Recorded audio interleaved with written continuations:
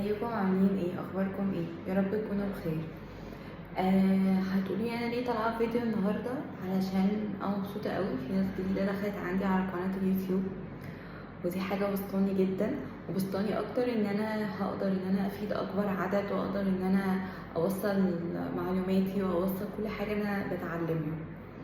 وحاجه كمان ان اي حد نفسه يتعلم اي حاجه، ليه كومنت على اي حاجه يكتبها لي، وان شاء الله ربنا يقدرني واقدر اساعدكم باذن الله. دي نقطه. النقطه التانية، بما ان في ناس جديده لسه ما تعرفنيش، حبيت ان انا اتكلم عن نفسي شويه عشان تعرفوني اكتر ونقرب اكتر لبعض. انا اسمي ميان، خريجة فنون جميلة، قسم تصوير جداري. الناس هتقولي يعني ايه تصوير جداري؟ تصوير جداري كل ما هو له علاقة بالموزايك، بالإزاز المعشق، كل ما هو له علاقة الاوت اوف بوكس، يعني كل ما هو له علاقة بالتصميم الحر. كل ما ابتكر، يعني القسم بتاعي كان أحلى ما فيه إنك بتبتكر اللي أنت عاوزه.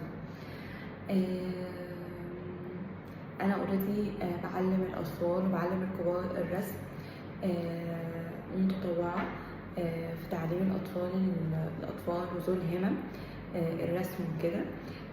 بحب اشارك قوي في المعارض الفنيه قوي، يعني بحب اشارك في المعارض، بحب ارسم لوحات.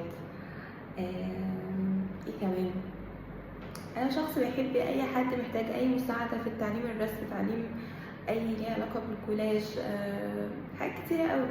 انا بحب الفن عامه بكل انواعه، بحب احضر معارض فنيه جدا. انا بحب، يعني في ناس كتير قوي بتستغرب من الموضوع ده، انا من الناس اللي بحب اروح لما احب اخرج، واحب اخرج مع نفسي، اروح متاحف، اروح مساجد، اروح معارض فنيه. بحس ان دي المتعه، ان انا اتفرج على الفن وامتع عيني بالفن. هتقولي يعني ايه امتع عيني بالفن؟ دايما كان في الدكاتره عندنا في الكليه يقول لنا عشان ترسمي لوحه تبقي حاجه بتاعتك انت، لازم تتفرجي كتير قوي فتشبعي عيني بافكار كتير قوي، فلما تيجي ترسمي حاجه بتاعت معين نفسها، مش بتاعت اي حد تاني.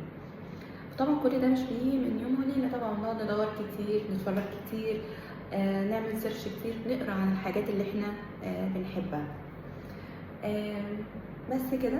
حد ليه اي كومنت عايز يعرف عني اي حاجه يكتبها لي، وانا ان شاء الله هجاوبكم على كل حاجه انت عاوزاها. اوكي، باي باي.